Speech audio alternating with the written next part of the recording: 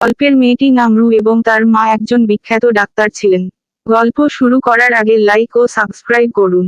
গল্পের ছোট্ট মেয়েটির নাম রু ও তার বয়স যখন 6 বছর তখন সে একটি গাছ থেকে পড়ে গিয়েছিল। ফলে রু মাথায় আঘাত পায়। রু সুস্থ হয়ে ওঠে। সেই গাছ থেকে পড়ে যাওয়ায় তার মা তাকে চোখের আড়াল করতে দেয় না। রু তার যখন স্কুল শুরু হয় তখন স্কুলের গেটে তার মা তাকে জড়িয়ে ধরে শিশুর মতো কান্না করছিল। তার মুখে একটু রক্ত দেখে কি হলো তা দেখতে তার মা দৌড়ে তাকে হাসপাতালে ছুটতে লাগলো। সে তার মাকে বলছিল, আমাকে নামিয়ে দাও, এটা শুধু কেচাপ। এরপর তারা দুজন হঠাৎ ফুড কাউন্টে পড়ে যায়। যখন সে অষ্টম শ্রেণীতে পড়ে তখন সে খুব জনপ্রিয় বাস্কেটবল দলের একজন তারকা খেলোয়াড় ছিল।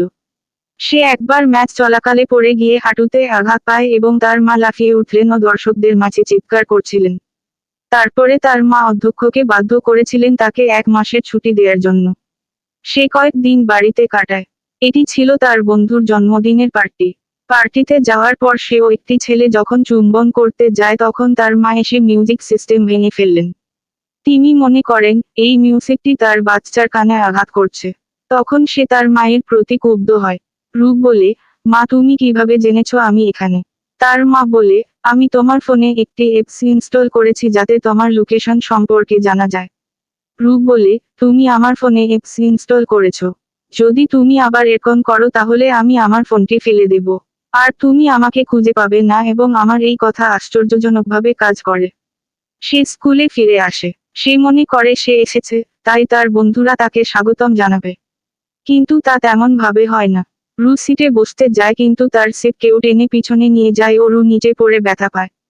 একটি মেয়ে তাকে বলে, হাই আমি সেলি। রু নিচ থেকে উঠে দাঁড়ায় ও সে দেখে একটি স্বর্ণকেশী মেয়ে তার সাথে কথা বলছে। রু বলে, আমি রু। আমার মনে হচ্ছে তুমি নতুন। রু সেলির সাথে কথা বলছিল এবং সে লক্ষ্য করে সেলি নতুন তারপরও তাকে সবাই অনুসরণ করছে। রুয়ের জায়গা অন্য কেউ নিবে তা রু মানতে পারছে না। সেলির দ্বারা সবাই খুশি এমনকি শিক্ষকও খুশি। সেলি মিসকে বলে, মিস আপনি কি নতুন চুল কাট করেছেন? সুন্দর লাগছে আপনাকে। মিস বলে, ধন্যবাদ সেলি, তুমি শুধু এটা লক্ষ্য করেছো। সেলি অন্যান্য বাচ্চাদের হোমওয়ার্কেও সাহায্য করছে। রু দেখছিল। সেলির জনপ্রিয়তা রুয়ের ভালো লাগছে না।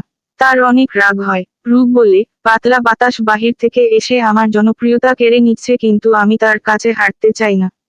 বাস্কেটবল ম্যাচ রু সেলিকে দেখাতে যাচ্ছিল আসল চ্যাম্পিয়নকে। রু ম্যাচের দিন দেখতে পাচ্ছিল সেলি রুয়ের জন্য অন্য সবার সাথে উল্লাস করছে। সেলি সবচেয়ে জোরে উফু চিয়ার করছিল ও বলছিল, চ্যাম্পিয়ন আবার ফিরে এলো। আর তখন রু পিছলে পড়ে যায়। সেলি এসে রুকে সাহায্য করে এবং নার্সের রুমে নিয়ে যায়। পুরো সময় সেলি তার সাথে থাকে। পরে রু ভাবে, আমি সেলিকে ভুল ভেবেছিলাম। সে সত্যি অনেক ভালো। পরে যখন রু বাড়িতে পৌঁছে তখন তার মা তাকে শক্ত করে জড়িয়ে ধরে। রুয়ের মা বলে, তুমি ঠিক আছো? চল এখনই হাসপাতালে যাই। রু বলে, উফ মা, আমি ঠিক আছি। এটা একটা ছোট আঘাত ছিল। রুয়ের মা বলে, এটাই শেষ, তুমি আর এই বাস্কেটবল খেলা খেলবে না। পরে উনি রুয়ের জুতাগুলোকে ছুঁড়ে ফেলে দেবার সিদ্ধান্ত নেন। রুয়ের মা জুতা হাতে নেন ও রু লক্ষ্য করে তার জুতার মধ্যে কিছু একটা লাগানো। আর তখন রু বুঝতে পারে তাকে ফেলে দেবার উদ্দেশ্যে কেউ এটা করেছে। একটু পর রু বুঝতে পারে, এটা সেলি ব্যতীত অন্য কেউ না। সেলি এটা করেছে। যেহেতু রুয়ের কাছে কোনো প্রমাণ নেই তাই রু সেলির সাথে খেলার সিদ্ধান্ত নেয়। কয়েকদিন পর জাতীয় নির্বাণের কুইজ ছিল। রু সেলিকে জুসে কিছু মিশাতে দেখে ফেলে। একটু পর সমস্ত প্রতিযোগী বাচ্চারা তাদের পেট চেপে ধরে বাথরুমের মধ্যে ও বাহিরে দৌড়াচ্ছিল। সেলি ফাইনালে নির্বাচিত হয় কিন্তু রু জানতো সেলি কি করেছে। রু সেলির মুখোমুখি হবার সিদ্ধান্ত নেয়। সেলি ওয়াশরুমে যাচ্ছে দেখে রু তার পিছু করে ও তাকে দেয়ালে ঠেলে দেয়। রু আগান্বিত হয়ে বলে, আমি জানি তুমি সেখানে কি করেছিলে, আমি তোমাকে জুসে কিছু মেশাতে দেখেছি। সেলি বলে, রু তুমি কি বলছো, তুমি আমাকে মারছো কেন? সেলি এই কথা বলে ও নিজের মুখে জুড়ে থাপ্পড় মেরে জুড়ে জুড়ে কাঁদতে থাকে। ওই সময় কিছু মেয়ে ওয়াশরুমের কিউবিকেল থেকে বেরিয়ে এসে রুকে এক পাশে ঠেলে দিল। যে মেয়েটি রুকে পাশে ঠেলে দিল ওই মেয়েটি রুকে বলে, তুমি তার মুখের দিকে তাকাও, তাকে এত জোরে থাপ্পড় মারলে যে তার গাল লাল হয়ে গেছে।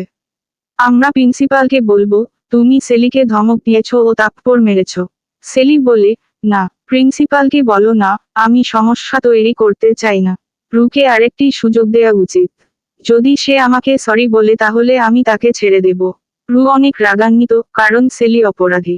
রু এইবার সেলিকে আরো জোরে ধাক্কা দিয়ে বেরিয়ে যায়। রু বুঝে গেছে সেলি একজন ধূর্ত শেয়াল।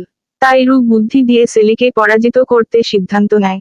নতুন স্কুল সভাপতি নির্বাচন ঘোষণা করা হবে এবং রু এতে অংশগ্রহণ করতে চায়। এই নির্বাচনে প্রতিদ্বন্দ্বিতা করতে চায় সেলি। ইতিমধ্যে অনেক বাচ্চারা সেলির জন্য প্রচারণা কাজ শুরু করেছে। রু লাইব্রেরি বসে তার কাজ করছিল, তখন সে কিছু শব্দ শুনে রু চেক করতে এগিয়ে গিয়েছিল। রু হতবাক, কারণ সেলি একটি ছেলেকে ধমক দিচ্ছে। সেলি ওই ছেলেটিকে বলে, তুমি আমার অ্যাসাইনমেন্ট সম্পূর্ণ করনি কেন? তুমি 1 ঘন্টার মধ্যে সম্পূর্ণ করে আমাকে ফেরত দিবে, নয়তো আমি তোমার পাছায় লাথি মারবো বোকা। সেলি ওই ছেলেটির চশমা খুলে মাটিতে ফেলে দিল এবং চশমাটিকে পিষে ফেলল। ছেলেটি অনেক ভয় পেয়েছে। সেলি চলে গেলে রু ছেলেটির কাছে আসে ও বাচ্চাটিকে মেঝে থেকে তুলে। রু ছেলেটিকে বলে, সেলিকে তুমি ভয় পেও না, আমি তোমাকে সাহায্য করব তার থেকে মুক্তি পেতে। আমি নিশ্চিত করব সে যেন কখন তোমার দিকে আঙ্গুল না দেয়। তোমাকেও আমাকে সাহায্য করতে হবে। তোমাকে সবার সামনে সত্য কথা বলতে হবে। ছেলেটি আমার দিকে অশ্রুজল চোখে তাকালো। কয়েকদিন পর একটি ইভেন্ট শুরু হয়। সেখানে প্রতিটি ছাত্র ছাত্রীকে পুরো স্কুলের সামনে কথা বলতে হয়েছিল। ওই ছেলেটি স্টেজে আসে। ছেলেটি বলে, আমার একটি বন্ধু আছে, যে বন্ধু হওয়ার ভান করে। আর ওই ছেলেটি রুয়ের দিকে ইশারা করে। ওই ছেলেটি রুয়ের দিকে আঙ্গুল দিয়ে বলে, রু কয়েকদিন আগে আমার চশমা ভেঙেছে, ও টয়লেটের ভিতরে আমার মাথা রেখেছিল। রু বলে, তুমি কি মন হারিয়ে ফেলেছ? তুমি এসব আমার সম্পর্কে কি বলছো? সেলি যা করেছে তা বলো। সেলিই তো আমার চশমা ভেঙেছে। ওই ছেলেটি বলে, দয়া করে আমাকে মারবেন না। দয়া করে কেউ আমাকে তার হাত থেকে বাঁচাও। ছেলেটি এইসব বলে দৌড়ে চলে যায়। কয়েকজন রুকে কথা শোনায়। তারা সেলিকে অ্যাঞ্জেল মনে করে। একটি মেয়ে রুকে বলে, তুমি রাষ্ট্রপতি হওয়ার যোগ্য না। তারা সবাই রুয়ের দিকে কাগজ বল ছুঁড়তে শুরু করে এবং রু সেখান থেকে দৌড়ে চলে যায়। অনুষ্ঠান শেষে রু সেলিকে অনুসরণ করছিল এবং সে সেলিকে চুমু খেতে দেখে। সেই ছেলেটি আর কেউ না, ওই ছেলেটি। তার মানে ওই ছেলেটি রুয়ের সাথে বিশ্বাসঘাতকতা করছে। সেলি এখন স্কুল প্রেসিডেন্ট। রু তাদের কথা শুনে, যে কিভাবে রুকে সবার সামনে অপমান করেছে। রু আর সহ্য করতে পারে না। সে তাদের দিকে এগিয়ে যায় ও ছেলেটিকে লাথি মারে। রু বলে, তুমি সবার সামনে মিথ্যা বলেছ। তুমি বিশ্ব মিথ্যাবাদী। সেলি বলে, আমি তোমার জিভ টেনে ছিঁড়ে ফেলবো। রু বলে, অবশেষে তোমার আসল রং বেরিয়ে আসছে। আমি ফোনে রেকর্ড করেছি এবং আমি সবাইকে তা দেখাবো। সেলি বলে, তুমি সত্যি রেকর্ড করেছো। তুমি আমাকে চেনো না আর আজ আমি তোমাকে মেরে ফেলবো। এই বলে সেলি রুয়ের দিকে এগিয়ে যায় ও সেলি পাগলের মতো ছিল। তারা কয়েক মিনিটের মধ্যে বন্য লড়াইয়ে নেমে পড়ে। সেলি ও ওই ছেলেটি তাদের দুজনের সাথে রু লড়াই করছিল। তারা দুজন রুকে একটি ঘরে আটকে রাখে। সেলি বলে, আগামীকাল পর্যন্ত এখানে কেউ আসবে না এবং আমি পরবর্তী সভাপতি হতে যাচ্ছি। আমি তোমার ফোনও ধ্বংস করব। তারা দুজন চলে গেল।